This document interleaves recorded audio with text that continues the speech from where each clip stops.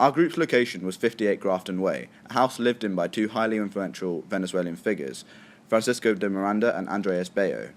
Our project will focus on connecting Venezuela to the theme of the capitalist revolution, more specifically, their lack of economic growth after gaining independence. Firstly, we must address the concept of hockey stick growth.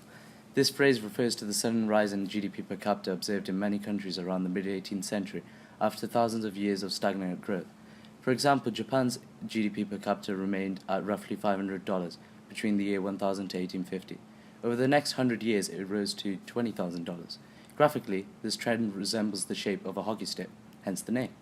However, unlike many other countries, Venezuela did not experience this hockey stick growth during or after its independence from Spain in the early 19th century. We've identified two primary reasons for this observation. Firstly, one of the potential reasons for the lack of growth in Venezuela is the existence of primary product dependency. The coffee boom in the 1830s made Venezuela the third largest coffee exporter in the world, but this eventually exposed them to large fluctuations in the international coffee market throughout the 1800s.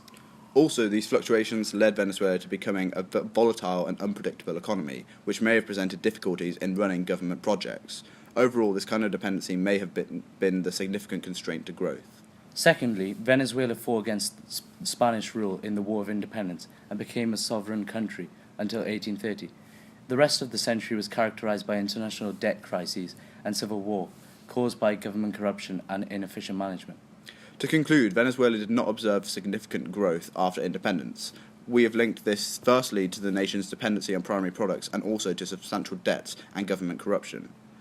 The nation's history of poor economic performance can be traced to the present day, where Venezuela observes negative economic growth and spiraling inflation.